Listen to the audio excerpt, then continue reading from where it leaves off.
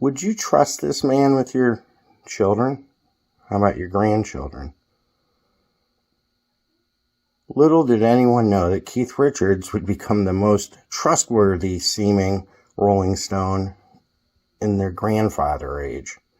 And we all know about Bill Wyman and Mandy Smith, so that disqualified him. And Mick's never really settled down.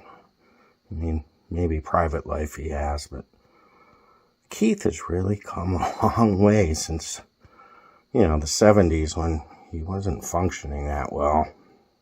In 2014, he wrote a great children's book called Gus and Me about his relationship with his grandfather, who was also a musician and turned him on to the guitar. This is a great piece. Keith's a great man, and he's going to outlive us all. Watch. Today, and we turn now to a legendary rock and roller, Rolling Stones guitarist Keith Richards. After 5 decades, as a rock icon, he's still going strong, recording and also touring.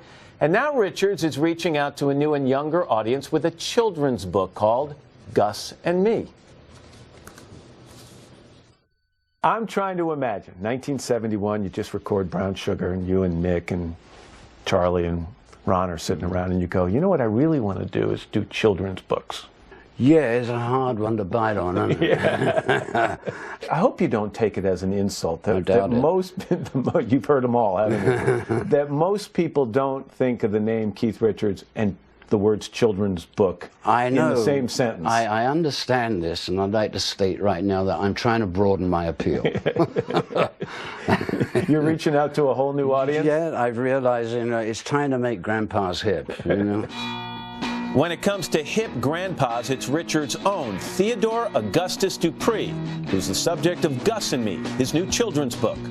What made you decide that he was the guy you wanted to pay tribute to in Gus and Me? Because I realized what a subtle way that he had of turning me on to being a musician. And he said a very simple thing. He said, there's a very simple Spanish piece called Malaguena. And it's an exercise, basically, and it can go anywhere you want. And he says, but if you can get your chops and fingers around Malaguena, he says, you can be a guitar player. Do you remember the song? You remember Malaguena? I got a guitar right there. Can you do it on the guitar?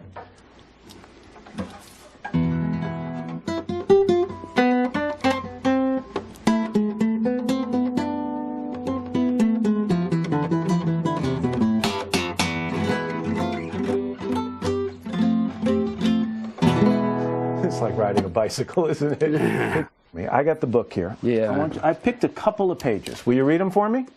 Yeah. This page I liked a lot, right over there. We'd walk for miles. We'd walk through towns and we'd walk through the countryside. And Gus, he would hum every step of the way. He'd hum whole symphonies as we strolled from one village to the next.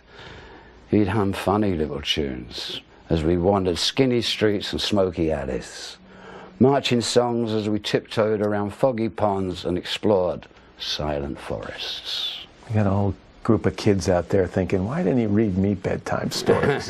Most children's books are supposed to have a lesson or a message.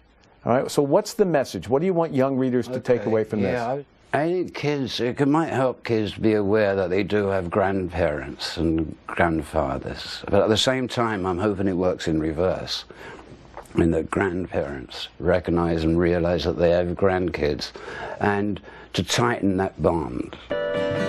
Gus and Me is a true family affair with words by Richards and illustrations by his 29-year-old daughter, Theodora, named, as you might guess, for her great-grandfather, Theodore. I think your daughter, Theodora, said that there was a time you would have never gotten caught dead in a Broadway musical. And now, from time to time, you're there. And that there's a softening of you. Is that fair? Is it called growing up or old or whatever? Maturing. I don't know. Maturity. Let's call it. That's a smart word. Let's use the right word. Yeah. Do you find that? Yeah, I guess. In a way, yeah. I mean, When you've got more to care about, you have to soften up, and you have to, and you pay more attention to things. See, it's called responsibility, it's called maturity, it's called a whole lot of fun if you can make it, I mean, you don't want to croak early, do you? Now 70, Keith Richards is a grandfather himself 5 times over. How old are they now, your grandkids? Oh, they range from 18 to 4 months. When they hear Jumpin' Jack Flash or Brown Sugar or Satisfaction, what do you want them to think about you? I think, what a great piece of rock and roll. You think that generation will get it? Music's music. Loads of people get off on really good music, like Mozart. It doesn't matter that it's 200 or 300 years old. Lots of people get off on jazz and 30s and 40s music. I don't think that a time limit comes into music. I think good music is good music, and it's timeless, and that's what it's about. How cool is he? He's His a cool voice guy. is amazing. I could just listen There to are it some forever. perks to this job. Oh, man. By the way, Gus and Me comes out today. We want to mention also the Stones are on tour again in Australia, New Zealand, starting next month. We should grab some tickets and get out there. That'd be fun. Thanks for watching Cleveland Live Music. It's awfully bright out here.